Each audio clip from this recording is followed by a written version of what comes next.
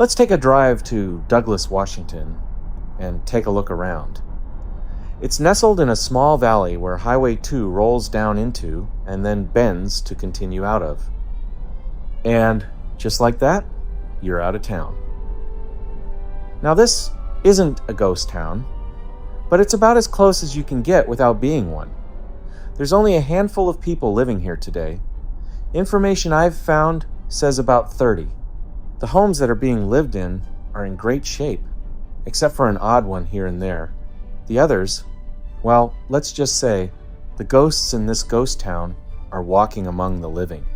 But let's get back to the town itself. This place actually has a pretty clear story, and a lot of it comes down to timing and economics. Douglas was established in 1883, and like a lot of towns out here in eastern Washington, it existed for one main reason: wheat. This whole plateau is dryland wheat country. So what you had were farms spread out across the land, and small towns like Douglas formed to support those farms. You'd have a general store and the church, just enough to keep a community functioning. By the early 1900s, Douglas was small, but it was stable. There were families here, there was a routine, and in 1909, the railroad came through. That was a big deal, because now farmers could actually get their grain to market efficiently. So for a while, this town made sense, it had a purpose. But then you get into the 1930s, and this is where things get harder to see, because nothing dramatic happens here. There's no single event, but the Great Depression hits, and that changes everything for places like this. Wheat prices dropped hard.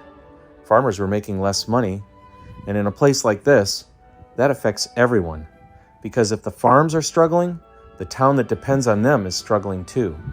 Less money coming in means less business at the store, less stability for families, and people start to leave. At its peak, Douglas is estimated to have had 80 or 90 people living there. Now, Douglas didn't collapse in the 1930s, but this is likely where the long-term decline really begins. Because once a small town starts losing people, it's very hard to reverse that. Especially out here, where everything depends on agriculture staying strong. And then, over the next few decades, things keep changing. Farming becomes more mechanized. You need fewer workers. Transportation shifts toward trucks and highways. So towns don't rely on railroads the same way anymore. And gradually, places like Douglas become less important as service centers. Then, in 1985, the railroad line through Douglas was abandoned. And at that point, whatever advantage this town had left is pretty much gone. And that's how you end up with what you see today, for the most part. The buildings are still here. The general store is still here. Not sure if it's still a store or not, but it is well taken care of. The church is still standing and is in really good condition also. The land is still being farmed. But the town itself isn't really functioning the way it used to. And that's really the question now, because the same things that made towns like Douglas fade aren't necessarily the same things shaping the world today. With modern roads, reliable vehicles, and the ability for some people to work remotely, living out here isn't the same challenge it once was. You don't need a railroad stop or even a store on every corner, just a way to stay connected.